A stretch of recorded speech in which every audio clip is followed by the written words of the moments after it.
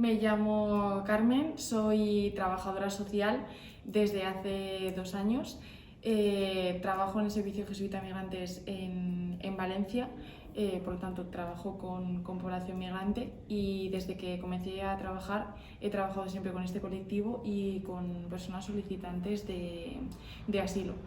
Actualmente coordino 2 programas que se basan básicamente en el acogimiento a familias migrantes que no tienen recursos durante un periodo de entre 6 meses y 1 año.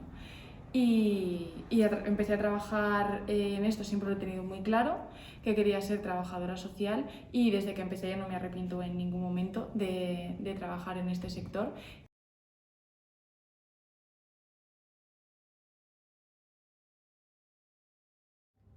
El empoderamiento en trabajo social significa una intervención positiva. Se trata de hacer ver a la persona que tenemos delante todos los puntos fuertes que tiene. Es un enfoque positivo, porque se basa en la convicción de que las usuarias merecen respeto, tienen un fuerte apoyo y pueden provocar un cambio en sus vidas. El empoderamiento en trabajo social conecta a la persona con los recursos que necesita para que puedan acceder por sí mismas a todos los niveles, tanto individual, familiar y comunitario, a todos los recursos de los que pueden disponer. Gracias a la intervención del trabajador social, los usuarios se ven impulsadas a fortalecer sus capacidades, su confianza, su visión y su protagonismo como parte de un grupo social, para así promover cambios positivos en las situaciones en las que viven. A través de esta capacidad se promueve que tanto los individuos como los grupos organizados ganen autonomía en la toma de decisiones y logren el control de sus vidas a partir del libre acceso a la información, a la participación inclusiva, a la responsabilidad y al desarrollo de capacidades.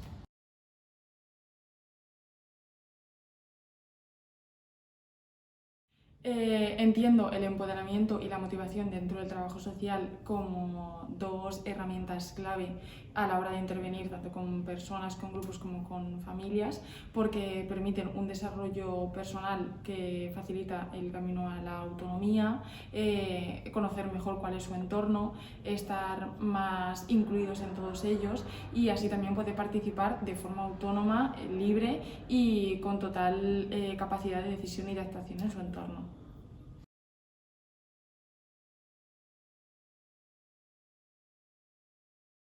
Para una persona que quiera trabajar sobre estas herramientas, recomendaría, en primer lugar, tener un conocimiento y una conciencia propia de cuál es tu estado de empoderamiento y de motivación para trabajar en este sector, para atender a las personas con las que trabajamos y para hacer frente a todos los problemas que tienen.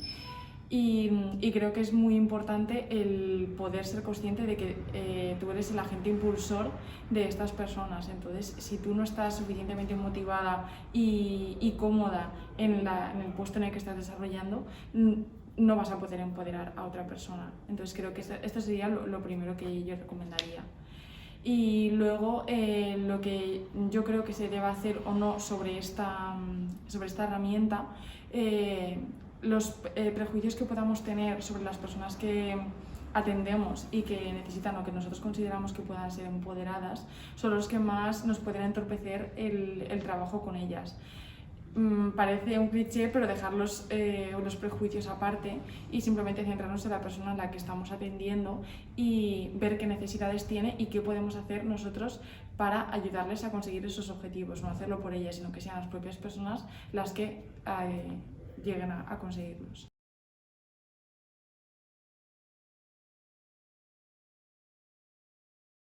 La última vez que yo me di cuenta de que necesitaba empoderar a una persona con la que trabajaba fue una mujer que había sido víctima de violencia y había decidido ejercer la denuncia y separarse de su pareja, y tras muchos años de convivencia juntos y hijos en común tenía una dependencia económica, sentimental, afectiva, de redes sociales a todos los niveles de esta persona. Entonces ella se veía como insuficiente, que no sabía hacer nada, que no tenía ningún conocimiento, cuando en realidad no era así. Era una persona muy capacitada, que tenía muchos estudios y muchos conocimientos en otros ámbitos, pero ella no era capaz de verlo. Entonces fue en ese momento en el que dije, esta mujer necesita un empoderamiento muy fuerte por parte de las trabajadoras sociales para que pueda mejorar su calidad de vida y así vivir tranquila como no había vivido durante los años anteriores.